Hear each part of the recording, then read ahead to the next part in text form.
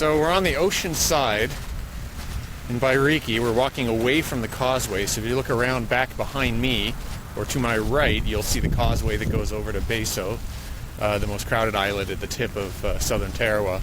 And, you know, we're at a pretty low tide, so you get a chance to see what the sort of reef flat looks like off to the right there at about 2 o'clock or 3 o'clock. You can see the waves crashing over the barrier reef out there. So our core reef field work is generally done by driving out through a passage in a boat, getting onto the other side of the breaking waves, and diving there.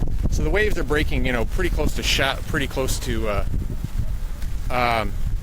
you know, over things that at low tide can be, you know, 1-2 meter deep at most. On the other side, we'll do surveys that are 3 to 5 meters deep. Those are hard to do because of the swell can be quite strong. You're kind of somewhat close to the waves, although safe distance still. And then we'll go do a deeper dive, 10 to 12 meters. Usually do that first, actually. And there, the swells are pretty minor. It's actually pretty peaceful at that depth. And so we're probably, you know, in those cases, sometimes you're 50 meters, sometimes you're 300 meters or so off of the breaking waves. It kind of just depends on the morphology of that particular field site. So that's what we'll do out there. You get a sense a little bit of people's lives here in Tarawa just from walking along. Get a sense for all the things that are out on the beach here. There's a lot of seaweeds, obviously, that mix up on at low tide, but there's also just a lot of other garbage and stuff. You got to be careful not to judge visiting from afar when you see the beaches. The disposal options are not great here. There are landfills and everything, but a lot of stuff ends up on the beaches. Some of that is just, in the old days, it was all organic matter, so it was perfectly safe to dump things underneath the coconut trees or out on the beach. But these days, you have so many Western packaged goods, it doesn't make sense. Those things don't biodegrade, so throwing them out on the beach is less of a good idea. Now, if you're wearing the virtual reality glasses and you're curving over to your right, you'll see the stretch of the causeway, and in the distance, you'll see a tower up there. That's Beso, so that's the causeway you can see going towards that island of Beso in the distance.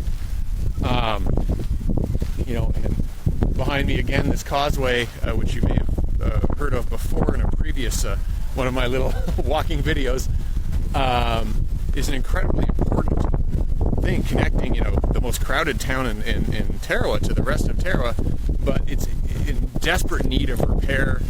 And there is work being done on it now as they've repaired the rest of the road. But it is an example of something that has clearly been affected by sea level rise as they've been setting tide gauge records here in Kiribati. Some of the storm events that set those records resulted in waves overtopping the causeway, just doing an incredible amount of damage. It broke in pieces. They had to fill it in and sandbag it.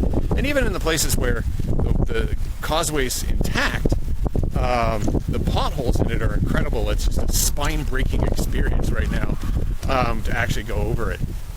So I'm just going to walk us around to the tip here. You'll see that nice grass up ahead of us. That's I believe that's a Church of Latter-day Saints school. I think that's a Mormon school on the tip there. And so they've got a nice, well-funded sort of grassy play area and everything for the kids. Just walking over some of the reef flat here as we go. Get a sense of a little bit of the garbage. And I'll walk us out onto the rocks a little bit. Sorry if this is a bit dizzy to watch. I'm trying to keep the camera level.